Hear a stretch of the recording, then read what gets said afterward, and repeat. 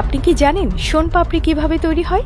আমাদের দেশের উৎসব ও মিষ্টির দোকানগুলোতে শোনপাপড়ি একদম অপরিহার্য একটি মিষ্টি। এটি খেতে যেমন হালকা আর সুস্বাদু, তেমনি মুখে দিলেই মাখনের মতো গলে যায়। কিন্তু কখনো কি ভেবেছেন এই সুস্বাদু মিষ্টিটি কিভাবে ফ্যাক্টরিতে তৈরি হয়? আজ আমরা জানব শোনপাপড়ি তৈরির সম্পূর্ণ প্রক্রিয়া, যা শুরু হয় সাধারণ উপকরণ থেকে এবং শেষ হয় একেবারে পারফেক্ট মিষ্টি হিসেবে বাজারে পৌঁছানো পর্যন্ত। শোনপাপড়ি তৈরির জন্য প্রধানত 4টি প্রধান উপাদান ব্যবহার করা হয়: বেসন, ময়দা, ঘি এবং চিনি।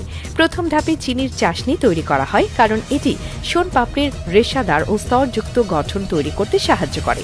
ফ্যাক্টরিতে প্রথমে এক বিশাল পাত্রে চিনি ও পানি মেশানো হয় এবং এটি উচ্চ তাপমাত্রায় গরম করা হয়, যাতে ঘন ও স্বচ্ছ চাশনি তৈরি হয়। এই চাশনির গুণগত মান নিশ্চিত করতে এটি নির্দিষ্ট তাপমাত্রায় তৈরি করা হয়, যাতে এটি বেশি পাতলা বা বেশি ঘন না হয়। যখন চাশনি সম্পূর্ণ প্রস্তুত হয়ে যায়, তখন সেটিকে একটি বিশাল ধাতব পাত্রের উপর ঢেলে রাখা হয়, যাতে এটি ধীরে ধীরে ঠান্ডা হয়। একবার এটি ঠান্ডা হয়ে গেলে দক্ষ কর্মীরা এই চাশনির মণ্ডকে হাতে চেঁচে ও গুঁড়ো করে নরম করে নেন, যাতে এটি আটা বা ময়দার মতো একটি মসৃণ ও টানটান টেক্সচার পায়। এরপর এই চাশনির মণ্ডকে আরও ভালোভাবে গঠন দিতে বিশেষ মেশিনে সেট করা হয়, যেখানে এতে বেসন, ময়দা ও ঘি মেশানো হয়। এই উপকরণগুলো একসঙ্গে মেশানোর ফলে শোনপাপড়ির বিশেষ ফ্লেভার ও হালকা টেক্সচার তৈরি হয়।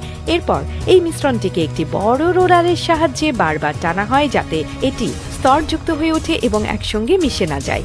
এই স্তরই শোনপাপড়ির সেই সুস্বাদু রেশাদার টেক্সচার তৈরি করে। যখন সমস্ত উপাদান মিশে যায় এবং স্তর তৈরি হয়ে যায়, তখন শোনপাপড়ির বড় বড় শীট কাটা হয় এবং ছোট ছোট টুকরোতে ভাগ করে ফেলা হয়। এরপর এগুলো প্যাকেজিং ইউনিটে পাঠানো হয়, যেখানে প্রতিটি শোনপাপড়ির টুকরো সুন্দরভাবে প্লাস্টিকের প্যাকেটে ঢোকানো হয়, যাতে এটি দীর্ঘদিন পর্যন্ত ফ্রেশ ও খাস্তা থাকে। সবশেষে সমস্ত শোনপাপড়ি পরীক্ষার জন্য পাঠানো হয়, যেখানে এর স্বাদ, টেক্সচার এবং গুণগত মান পরীক্ষা করা হয়।